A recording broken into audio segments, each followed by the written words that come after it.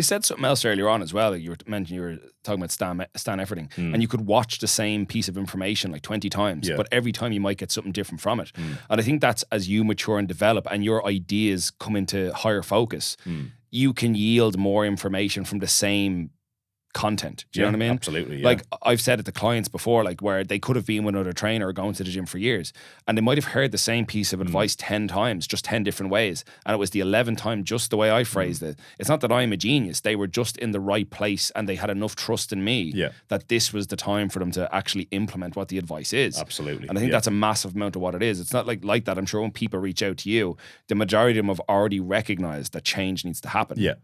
And this is the action they're willing to take. And I think like that, you've got the social proof that it can work.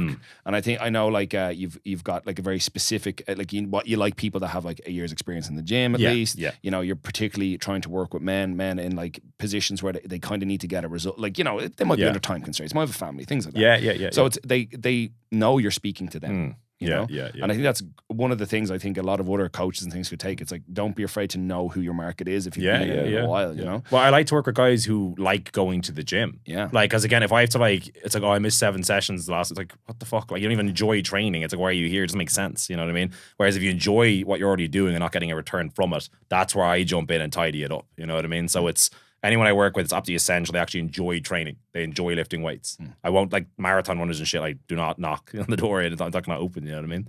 And that's with any coach. Anytime you're getting to get a coach, make sure you're actually interested in what they do rather than just seeing the result. It's like the same as being an entrepreneur. It's like everyone sees like a Ferrari or a mansion or the bimbo wife, whatever the fuck it is, you know what I mean?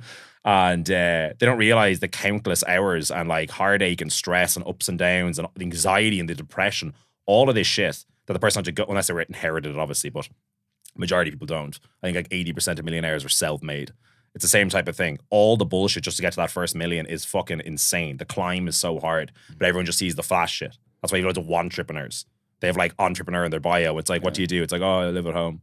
It's just like, what are you doing like that makes you an entrepreneur? It doesn't make sense. You know what I mean? So it's there's a lot of that. It's Instagram. You know what I mean? Do you think then? So you mentioned there like all the like the hardship you have to kind of go through to get to a place of success. Like if we roll it back to when you were a lot younger, right?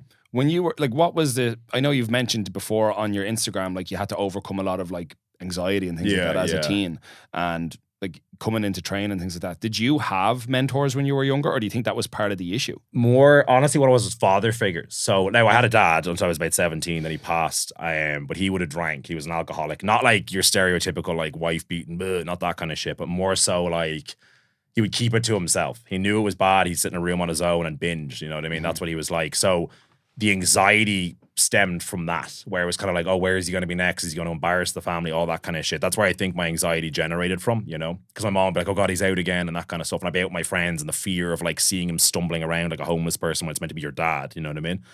So I think a lot of it stemmed from there. And then I started looking to like Arnold Schwarzenegger and all these kind of guys who are a bit older. And I was kind of like, okay, I don't want to end up like my dad did, even though financially he was very successful. He came from a normal background in Galway, not below average, significantly, like 12 kids or some shit. Wow. So obviously he had his own trauma with not enough attention from his dad. It was something in that realm, you know what I mean?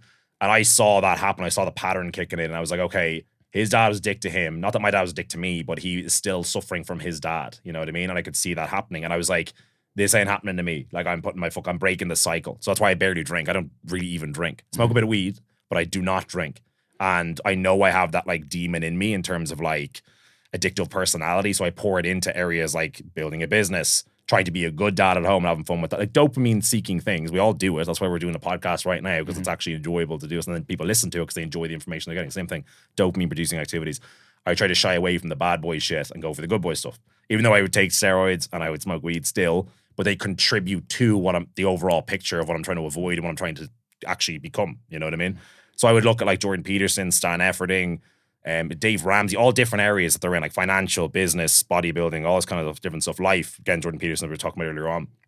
And that's why everyone jokes Jordan Peterson's like the internet's dad. You always see the top comment saying that. It's like, oh, thanks, dad. It's like, I was pissing myself laugh because I resonate with that. It's like I'm listening to people where I learned about what not to do from mine and I learned how to do from others. You know what I mean? So that's kind of where it came from more than anything, you know? Well, I think that's what you mentioned there is like, even though your dad was around, he wasn't like this strong masculine pillar in your life. Yeah. So that's going to lead to a lot of anxiety because you don't have that security or support from that side of your life. And I think that's for a lot of kids in Ireland specifically, and now in this modern age, I think there is definitely a deficit in strong masculine figures. And that's why people like Jordan Peterson, it was obviously more like, is more of the mental side, you know what I mean? Like he represents like the thoughtful side less so. That I think that's why like people like Andrew Tate blew up. Yeah. Because he represented this super strong, masculine, secure, confident, lacking figure that was in society. So that's there's a void. Exactly, you know? And I think, for example, I think you're somebody who probably to a degree with your guys in your Better Man project, I'm sure you're serving as something of that to them, you know? Yeah, well, I make them, like, if you're in shape, you look more masculine, you know? Now, that being said as well, with the likes of Jordan Peterson, like, everyone has their demons. So it's not that it's like I was looking at my dad's and like, oh, he's not a man or anything like that. Because he was like very popular. The funeral had like a fucking 2,000 people there. He was a guard and all, so he had a massive base of people that he would have connected with. So there was a lot of respect. It's two different people. There was like alcoholic dad and then businessman dad and like fun dad and giddy dad, which I'm trying to stay towards that. You know what I mean? Then again, you look at Jordan Peterson, like he had to go to Russia and be put in he was induced in a coma to come off antidepressants. You know what I mean? So even guys that we would deem father figures, they still have demons too. It's how you manage the shit and try to keep it together as best you can. We're all managing shit. I would probably be a little bit addicted to weed, being completely honest. I probably smoked weed every single day for the last 10 years. You know what I mean?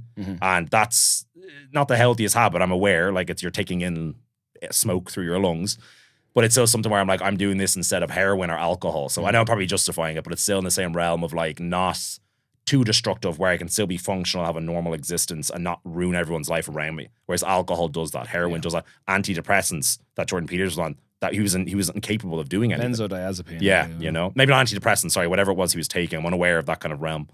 But that was destroying his life, you know? So it's trying to go for the good dopamine producing shit and stay with that. That's why the guys that work in the Better Man Project, it's like going to the gym, eating well, feeling good, sleeping well, getting your test levels sorted if they're low, shit like that. That's going to make you feel fucking great. You know what I mean?